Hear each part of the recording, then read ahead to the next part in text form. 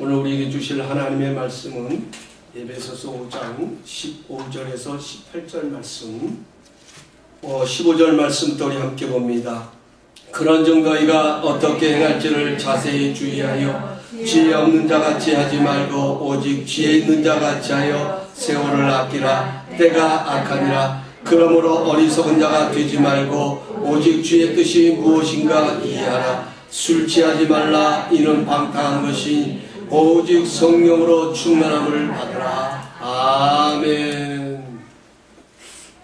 저는 오늘 여러분들과 함께 성령의 충만함을 받으라, 이런 제목으로 은혜를 나누려고 합니다.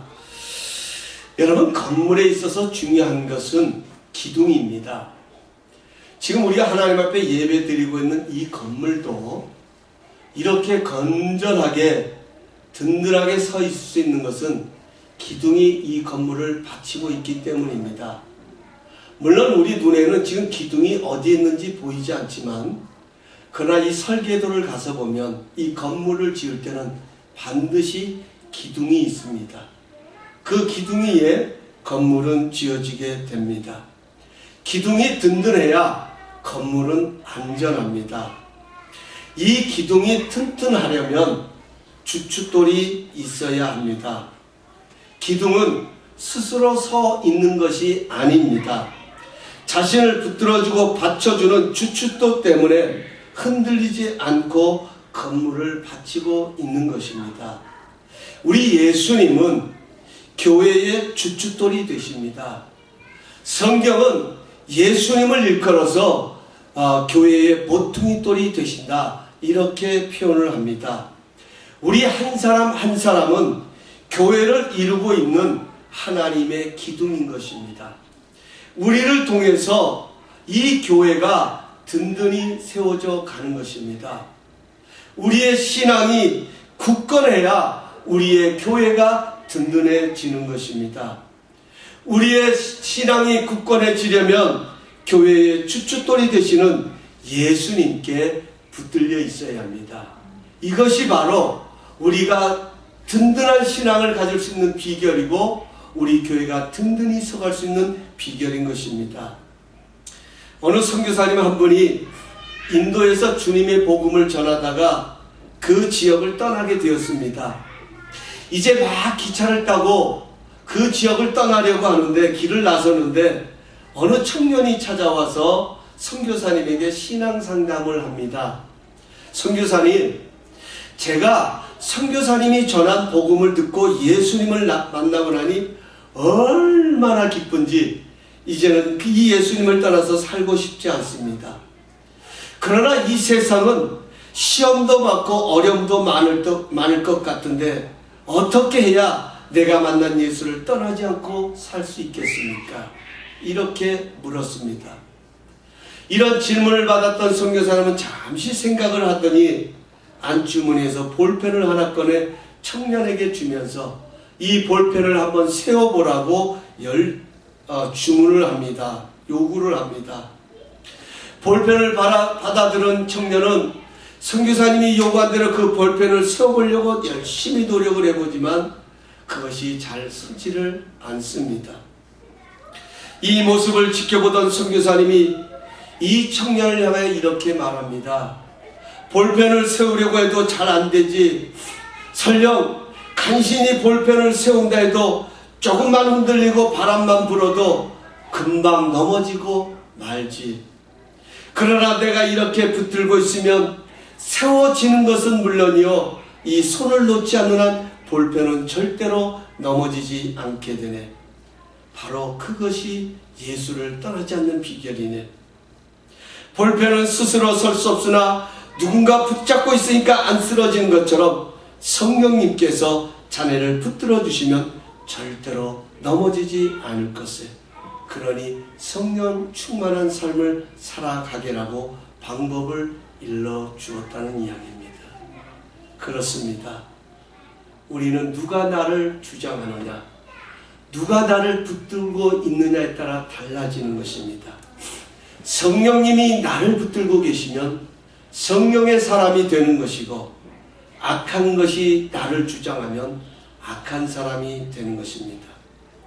오늘 본문을 보면 사도 바울이 에베소 교회 성도를 향하여 성령의 충만함을 받으라고 말하기 전에 먼저 술 취하지 말라, 이는 방탕한 것이니라고 이야기를 합니다. 왜 갑자기 성령의 충만함을 받으라 하는 것을 강조하기 위해서 술 취하지 말라라는 말을 사용했을까요? 왜 이러한 단어를 거기다가 바울이 썼을까요? 술 마시면 지옥 가기 때문에 술 마시지 말라 이렇게 기록한 것은 결단코 아닙니다. 여기에는 아주 중요한 이유가 있습니다. 우리 사람은 누구나 감정적인 목마름이 있습니다. 이 감정적인 목마름을 해결하지 못하면 늘 공허함에 빠지게 됩니다. 왜 사람들이 술 취할까요? 왜 사람들이 그 술을 즐겨 찾을까요? 사람들이 술 취하는 이유는 이 공허함을 채우기 위해서입니다. 자신의 마음 한구석에 자리 잡고 있는 공허함, 실패감, 절망감, 자신들이 보고 싶지 않는 것을 이 술을 통하여서 잊어보고자 술을 마시고 그 술에다가 자신을 맡기게 됩니다. 문제는 술에 취하면 그 공허함이 채워져야 하는데, 내가 잊고 싶은 것들이 잊혀져야 하는데 오히려 엉뚱한 사람이 되어진다는 것입니다.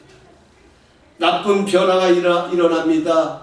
술이 그 사람을 지배하니까 분별력을 상실합니다. 나이가 어디를 향하여 가는지도 몰라요. 내가 지금 어디 있는지도 몰라요. 여러분, 술 취한 사람들 보면요, 가족도 몰라봅니다. 자기 집이 어딘지도 모릅니다. 결과적으로는 방탕하게 됩니다. 뿐만 아니라 자신의 상처의 밑바닥에 깔려있는 상처들이 이 술 때문에 분노로 폭발하는 거예요. 그동안 여러 상황 속에 짓눌려 있던 것들이 이 술로 인해서 폭발해버리는 것입니다. 술 취함은 그 사람을 방탕하게 만든다는 것입니다. 그러나 성령으로 충만하면 변화가 일어납니다. 성령님은 하나님의 영입니다. 하나님의 영이신 성령님이 우리 가운데 충만하면 우리의 삶에는 성령님의 열매를 맺습니다. 사랑과 희락과 화평과 오래 참음과 자비와 양성과 충성과 온유와 절제의 열매를 맺는 성령의 9가지 열매가 우리의 삶에 풍성하게 맺히게 됩니다. 오늘 사도 바울이 교회의 기둥과 같은 우리 한 사람 한 사람을 통하여서 어떻게 하면 그 기둥의 역할을 잘 감당할 수 있을까? 어떻게 하면 우리가 하나님의 사랑을 입어가는 그런 교회가 될 수 있을까? 바울은 성령으로 충만을 받으라고 그 비결을 가르치고 있습니다.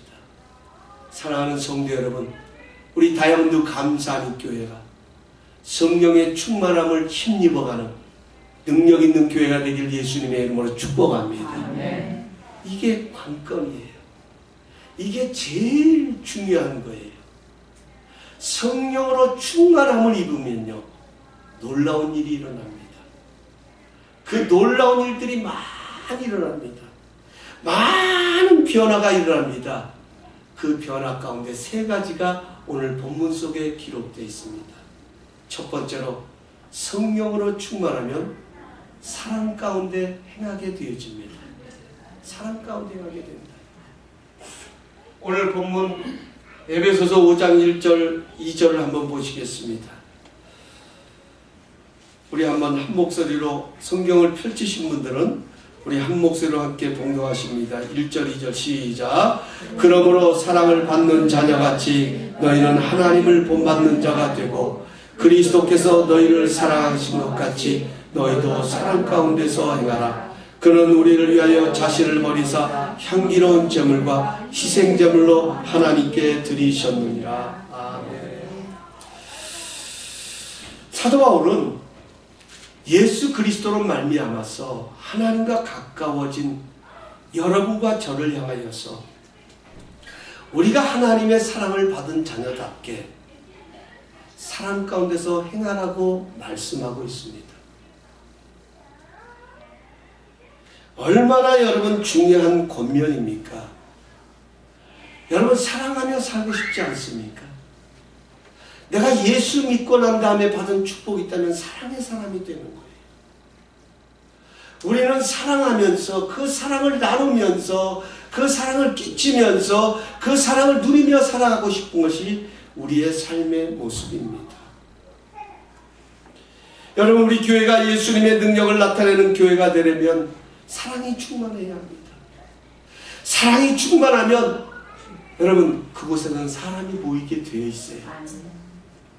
사랑이 충만한 사람 늘 가까이 하고 싶은 거예요. 늘 생각하고 싶은 거예요. 늘 편안한 거예요. 늘 부담이 없는 것입니다. 우리의 삶도 마찬가지예요. 우리의 삶이 행복하려면 많은 재물을 가져야 됩니다. 좋은 집에 사는 것 중요합니다. 우리가 건강한 것도 중요합니다. 그러나 그 모든 것이 우리에게 진정한 축복이 되기를 원한다고 하면 우리는 사랑 가운데 행해야 합니다. 하나님이 우리에게 많은 재물을 주실 때 그 재물을 어려운 사람 위해서 나눠줄 수 있는 그런 사랑, 그럴 때 그 사랑이 더 가치 있는 거예요. 그 재물이 더 귀한 것이죠. 그 재물이 더 소중한 것이죠. 그런데 여러분 우리가 사랑 가운데 행하기를 원하지만 이것이 우리의 힘으로 되는 것은 아니라는 것입니다. 왜 그럴까요? 우리는 사랑하기를 원하는데 우리는 하나님의 사랑을 입은 자녀인데 왜 우리는 사랑하기가 그렇게 힘들고 어려울까요? 그 이유는 사랑의 방식이 다르기 때문입니다. 오늘 에베소 교회 사도 바울은 하나님의 사랑은 희생적인 사랑이다라고 말합니다. 우리는 무엇을 얻기 위해 사랑할 수 있습니다. 우리는 무엇을 가지기 위해서 사랑할 수 있습니다. 우리는 사랑을 받기 위해서 사랑할 수 있습니다. 그러나 하나님의 사랑은 사랑을 받기 위해서 사랑하시는 것이 아니라 우리를 거저 사랑하시기 위해서 오히려 자신을 내어주시기 위해서 사랑하셨다. 이것이 바로 하나님의 사랑이라는 것입니다. 우리 인간의 사랑의 방식은 자기 중심적입니다. 언제나 나에게 포커스가 맞춰져 있습니다. 그래서 먼저 나에게 주어야 나도 줄 수 있는 것이 우리의 사랑의 방식이고 계산입니다. 요한일서 4장 7절에서 8절은 이렇게 말씀합니다. 사랑하는 자들아 우리가 서로 사랑하자. 사랑은 하나님께 속한 것이니 사랑하는 자마다 하나님으로부터 나서 하나님을 알고 사랑하지 않는 자는 하나님을 알지 못하나니 우리 다 한번 따라하십시다. 하나님은 사랑이시라. 사랑이시라. 우리 하나님은 어떤 분이십니까? 사랑이십니다. 우리가 사랑해야 하는 이유는 내 마음에 들어서 사랑하는 것이 아니라 하나님이 사랑이시기 때문에 우리는 사랑해야 합니다. 사랑은 하나님께 속한 것입니다.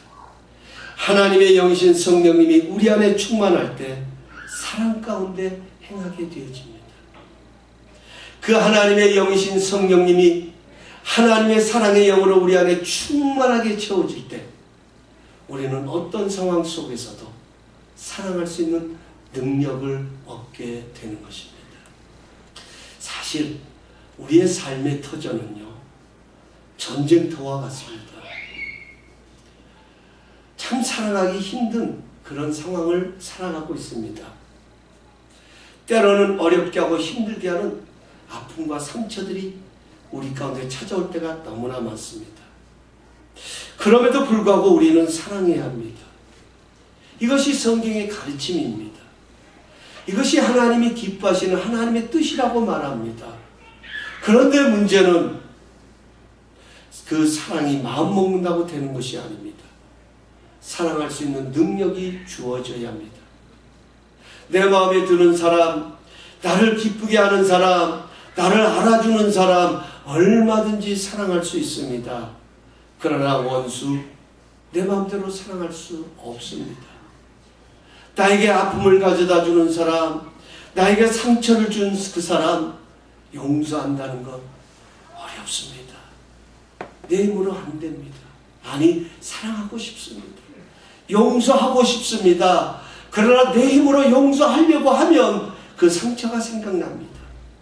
그 아픔이 생각납니다. 그 손해가 나를 어렵게 했던 그런 것들이 떠올라서 사랑하고 싶다가도 아니야, 저 인간은 사랑받을 가치가 없는 존재야.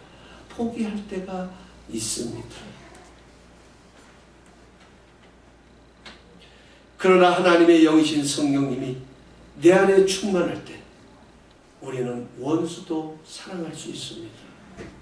희생적인 하나님의 사랑하심, 그 하나님의 사랑의 영이 오늘 내 안에 충만하게 성령으로 임재하실 때에 그때부터 우리는 그 사람의 상처와 그 사람의 미움과 그 사람의 모든 것이 허물이 긍휼로 보여지기를 시작합니다. 불쌍히 여기기를 시작합니다. 하나님의 사랑하심을 생각하면서 그래, 나를 위하여 죽으셨던 그 예수님께서도 저 인생을 위하여 죽으셨다는 그 한 가지 사실 때문에 그를 사랑하게 되어집니다. 저도 목회를 하다 보면요, 참 저를 어렵게 하는 사람들이 있습니다. 참 마음 아프게 하는 사람들도 있었습니다. 참 그럴 때 보면 용서하기가 참 힘들어요. 사랑한다는 게 쉽지 않아요. 그런데 어떻게 사랑하느냐? 저는 사랑하는 한 가지 사실 분명한 원리를 갖고 있습니다. 그것은 하나님 안에서, 주님의 사랑하심 안에서 그와 나를 함께 보는 것입니다. 여러분, 부모 앞에서 자녀는요 똑같아요. 공부 잘하는 자녀나 못하는 자녀나 동일합니다. 아니, 오히려 부족한 자녀는 부모의 마음이 더 가지요. 더 손길이 가는 법입니다. 마찬가지입니다. 나를 어렵게 하고 힘들게 할 때 용서하기 힘들지만 그러나 분명한 한 가지, 하나님이 나를 위해 죽으셨구나. 그 십자가는 저 사람을 위해서도 죽었다는 이 한 가지 사실을 붙들고 저는 믿음으로 뛰어넘습니다. 그 자리를 벗어납니다. 그 순간을 나와 상관없는 것으로 인정해버립니다. 거기서부터 자유하기를 시작하는 것입니다. 우리 예수님께서 하늘로 승천하실 때에 제자들에게 당부하십니다. 너희는 예루살렘을 떠나지 말고 하나님이 너에게 약속한 선물을 받기까지, 성령을 받기까지 기다리라고 말씀합니다. 왜 그랬을까요? 왜 예수님은 제자들에게 오직 성령이 임하시면 너희가 권능을 받고 온 유다와 사마리아 땅 끝까지 내 증인이 되리라고 말씀하시고, 너희는 모든 족속으로 가서 내 제자를 삼으라고 귀한 사명을 허락하신 예수님께서 왜 제자들로 하여금 너희는 예루살렘을 떠나지 말고 성령 충만 받기를 간구하라고 예수님께서 말씀하셨을까요? 가장 중요한 이유는요, 제자들이 만나야 할 사람들, 제자들이 가서 예수님의 복음을 전해야 할 그 사람들이 어떤 사람들이냐면 예수님의 제자들을 반가워하는 사람들이 아니에요. 그들을 웰컴하는 사람들이 아니에요. 그들을 어렵게 했던 사람들입니다. 지난날 그들을 핍박했던 사람들입니다. 지난날 그들을 두려움 가운데로 몰아넣었던 사람들, 바로 그들을 향하여 가서 예수의 복음을 증거해야 합니다.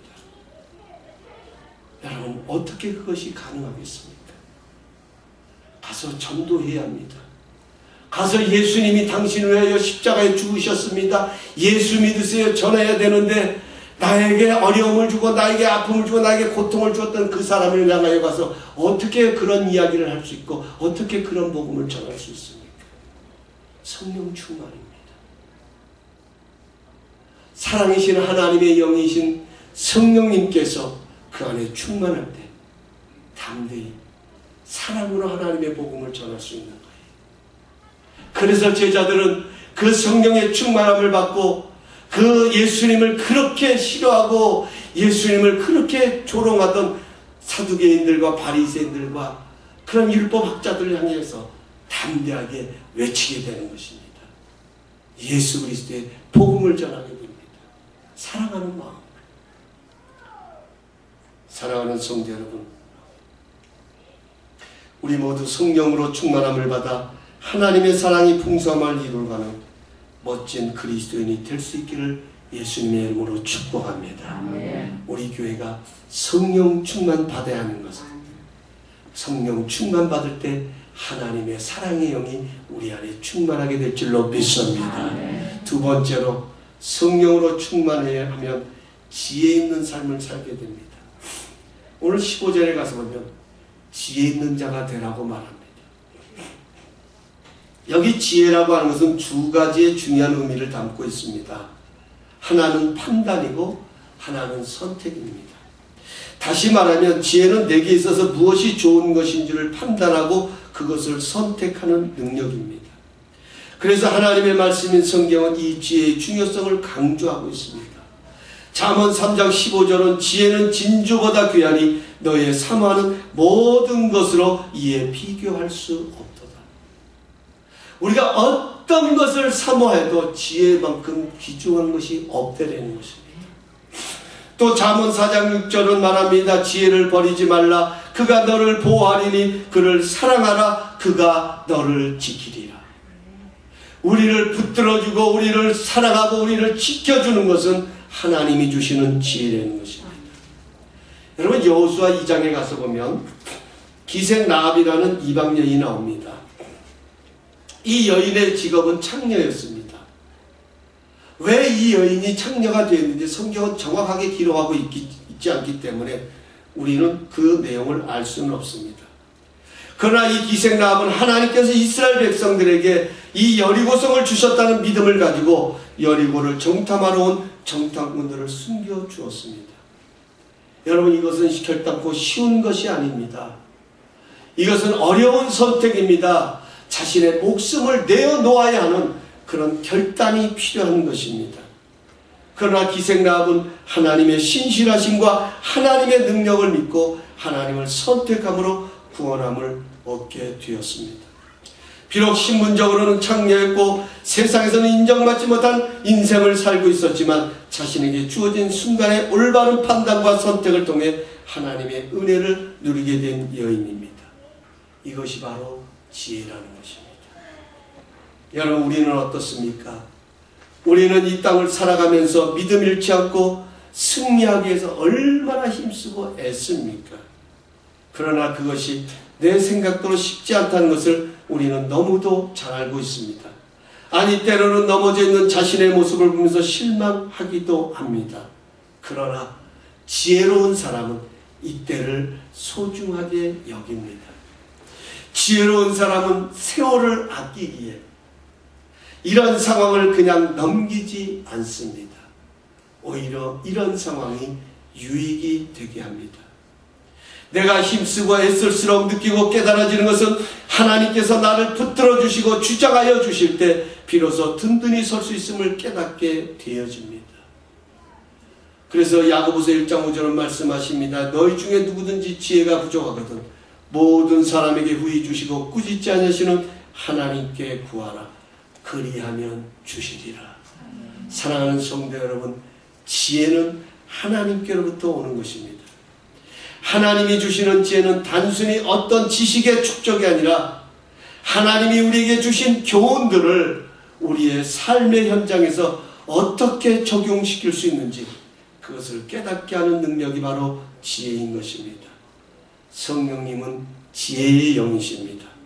성령님은 하나님의 깊은 것까지도 알고 계시는 그러한 능력 있는 분이십니다.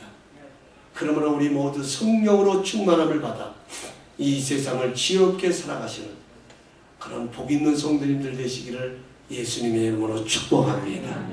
지혜 있는 자가 승리합니다. 우리 옆에 분들에게 지혜 있는 자로 살아가십시오. 빠졌죠? 성령 충만하여 지혜 있는 자가 되십시다. 한번 인사하십니다. 세 번째로 마지막으로 성령 충만할 때 하나님을 기쁘시게 하는 삶을 살게 됩니다. 여기 19절 21절에 가서 보면 참 중요한 말씀이 나옵니다. 제가 읽어드릴게요. 시와 찬송과 신령한 노래들로 서로 화답하며, 여기 화답하며라는 단어를 여러분 동그라미 치십시오. 서로 화답하며 너희 마음으로 주께 노래하며 찬송하며, 범사예요. 범사에 동그라미 치시고요. 우리 주 예수 그리스도의 이름으로 항상 동그라미 치시고, 아버지 하나님께 감사하여 감사의 동그라미 치십시오. 그리스도를 경외함으로 피차 복종하라. 여기 가서 보면 우리 가운데 성령이 충만할 때 나타나는 현상이 있습니다. 첫 번째로는 시와 찬미와 노래로 서로 화답한다는 거예요. 서로 화답한다는 말은 서로 주고받는다는 이야기입니다. 누가 누구와 주고받느냐? 하나님의 교회를 이루고 있는 성도와 성도들이 성령으로 충만할 때 서로 축복하고 서로 격려하고 서로 화답하는 현상이 일어난다는 거예요. 여러분, 성령님은 하나 되게 하시는 분이십니다. 하나님은 화목하심을 기뻐하시는 하나님이세요. 성령님은 화목케 하시는 분이세요. 성령님은 우리 가운데 오셔서 우리를 진리 가운데로 인도하십니다. 이 진리라고 하는 것은 예수님을 가리키는 것이죠. 여러분, 성령님은 우리를 자꾸만 예수님과 하나로 묶어주시려고 하는 거예요. 이것이 성령님이 우리 가운데 행하시는 일들입니다. 성령이 우리 안에 있으면 늘 예수님을 생각합니다. 성령님이 우리 안에 자리 잡으면 예수님의 생각을 알고 싶어 합니다. 그분의 뜻을 묻습니다. 그분의 생각을 중요하게 여깁니다. 이것이 성령님이 우리 안에 거하신 내적 증거인 거예요. 그 성령님이 우리 안에 충만하실 때, 그래서 이 에베소서 4장에 가서 보면 성령의 하나 되게 하심을 힘써 지키라고 말합니다. 성령의 하나 되게 하심. 우리가 하나가 될 수 있는 것은 성령님으로 인해 하나 되는 거예요.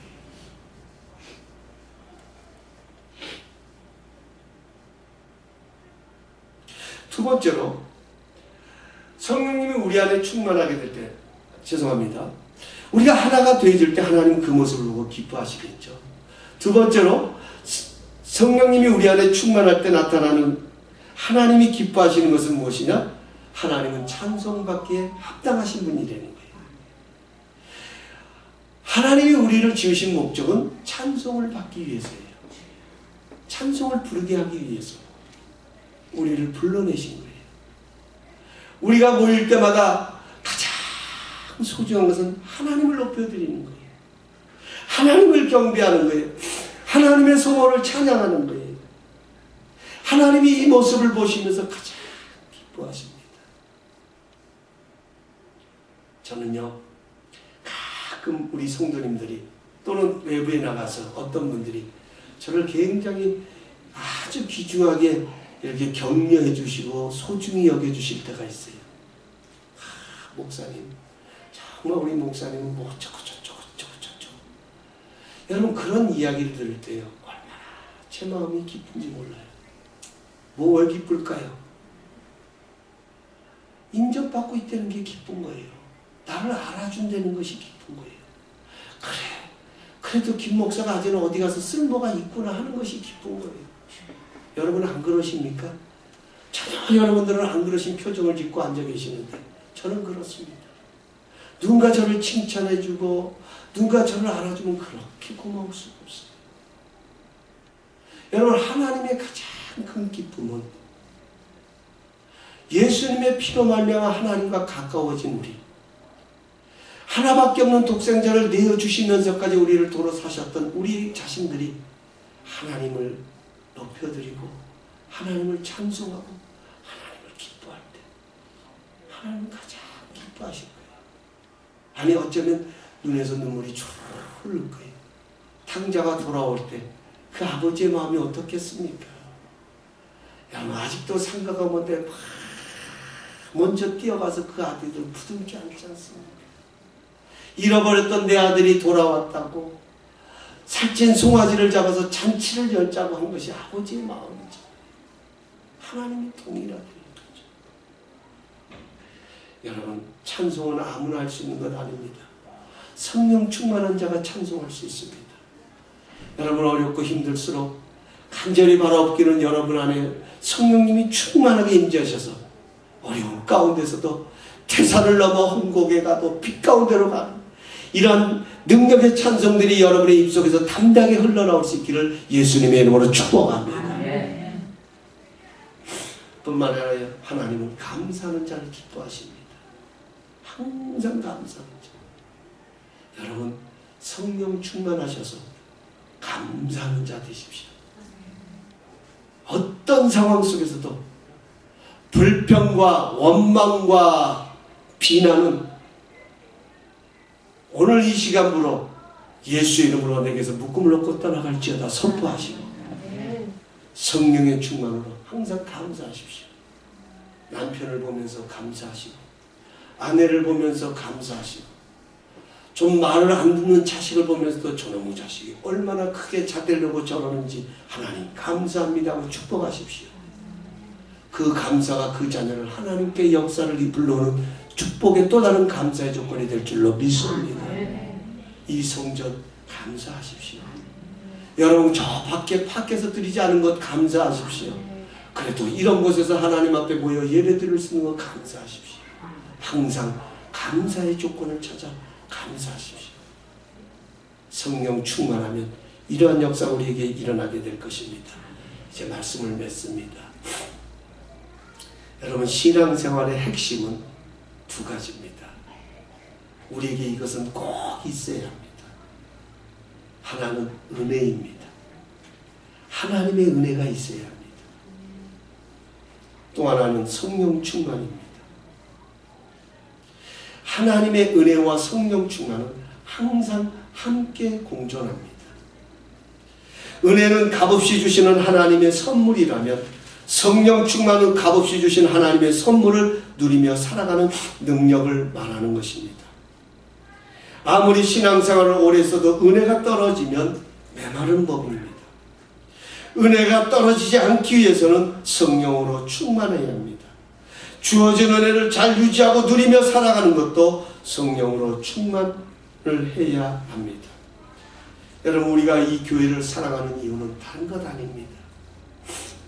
예수님의 핏값으로 세우신 교회이기 때문에 우리가 이 교회를 사랑하기도 하지만 그러나 좀 더 현실적인 답을 제시한다면 이 교회는 우리의 영혼의 보금자리입니다. 우리의 신앙이 이 교회를 통해 세워져 가기 때문입니다. 예수님이 이 교회를 통하여 우리를 더욱더 굳건하게 우리를 붙드시고 세워 가시기 때문에 우리는 이 교회를 사랑해야 합니다. 우리는 성령으로 충만함을 받아 더욱 예수님께 연결되어야 합니다.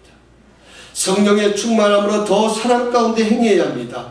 성령의 충만함으로 지혜 있는 삶을 살아가야 합니다. 성령의 충만함으로 하나님을 기쁘시게 하는 복된 삶을 살아가야 합니다.